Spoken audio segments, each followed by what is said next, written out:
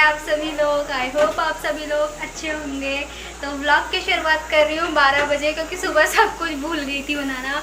और आज है हमारी हल्द्वानी को वापसी। दीदी हमारे लिए खाना बना रही है। क्या बना रही है खाने में? राजमा चावल बना रही है। और सुबह इसने बहुत सारे पकवान बना के खिलाए थे, पूड़ी वगैरह, क्योंकि आज पितृ अमावस्या भी है ना, तो आज बहुत सारे खाना बनता है, तो उसने हमें बना के खिलाया था।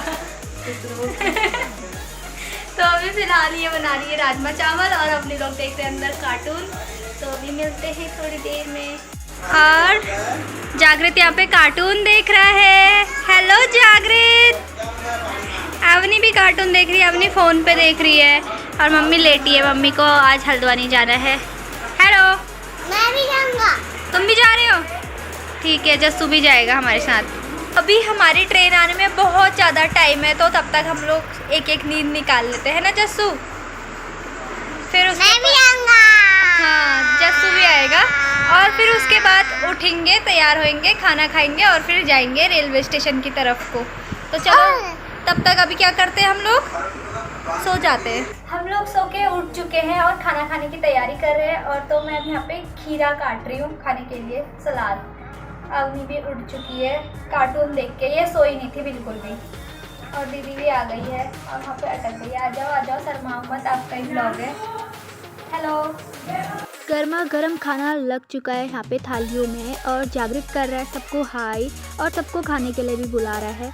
तो यहाँ पे आज बना हुआ था राजमा चावल, जो कि मेरा फेवरेट है। तो फटाफट से यहाँ पे पहले खाना खा लेते हैं। मैं हो चुकी हूँ जाने के लिए तैयार, लेकिन आज हमारे पास इतने सारे बैग हो चुके हैं। देखो यहाँ पे पड़े हैं 1 2 3 4 बैग, और एक बैग अंदर है और एक बैग मेरा पीठ में लटकाने वाला है। तो हमारे पास इतने सारे बैग हो चुके हैं, हम लोग कैसे ले जाएंगे अपनी? सर पे कैसे रखेंगे? तो अभी देखते हैं ट्रेन में जाके कि कैसा होता है। आज मैंने पहना हुआ है नया टॉप और नई प्लाजो। तो अभी मैं दिखाती हूँ आपको अपना टॉप कैसा है, फिर आपने बताएगी ठीक है कैसा लग रहा है। मैंने लिया हुआ था नियॉन ग्रीन कलर का ये टॉप, जो कि मुझे बहुत प्यारा लगा था। ये मैंने भजनपुरा मार्केट से लिया था, जो कि मुझे फर्स्ट अट्रैक्शन में पसंद आया था। ये डमी में लगा हुआ था, तो मैंने अंकल जी से ये उतरवा दिया। ये पेप्लम टॉप है, जो कि बहुत ज़्यादा सुंदर लग रहा था। अवनी, अब आप कब आओगी नानी के घर? Oh my God!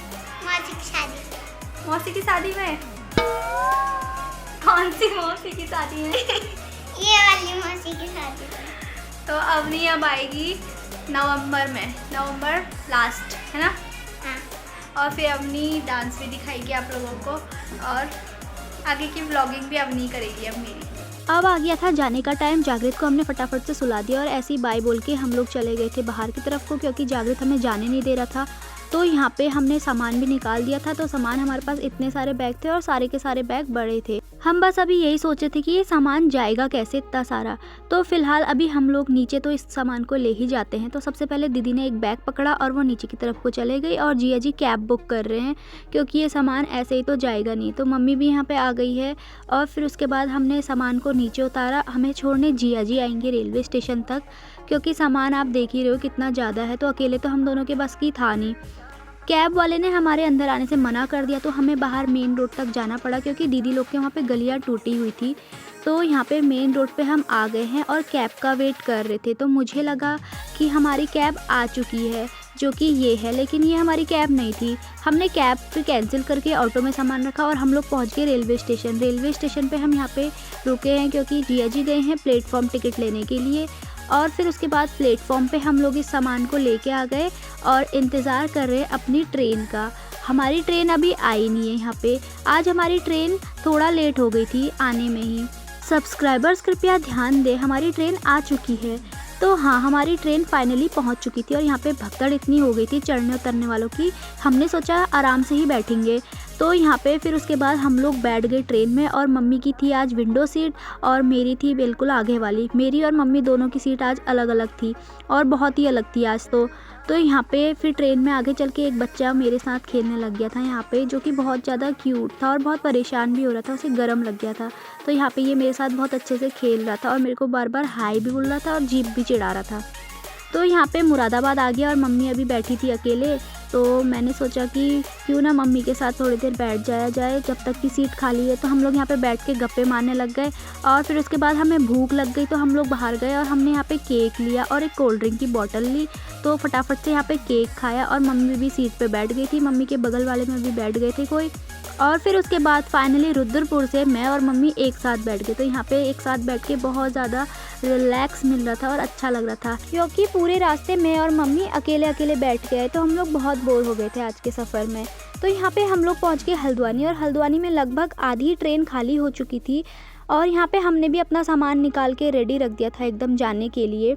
तो अभी यहाँ पे हल्द्वानी में ट्रेन रुकी हुई है, ये हावड़ा वाली ट्रेन को पास देती है, उसके बाद ही ऊपर को आगे बढ़ती है। तो फिर उसके बाद यहाँ पे इस ट्रेन ने हावड़ा को पास दिया और ये हल्के हल्के काठगोदाम की तरफ को बढ़ने लगी थी। आज हम लोग बहुत खुश थे क्योंकि हमारी ट्रेन एकदम परफेक्ट टाइम पे पहुँच गई थी। ये ट्रेन अक्सर लेट हो ही जाती है और इतना लेट होती है कि फिर ये सुबह ही छोड़ती है। तो यहाँ पे हल्द्वानी से ऊपर को हम लोग काठगोदाम को बढ़े और काठगोदाम स्टेशन पे हमें पापा जी और दीपू लेने के लिए आए हुए थे।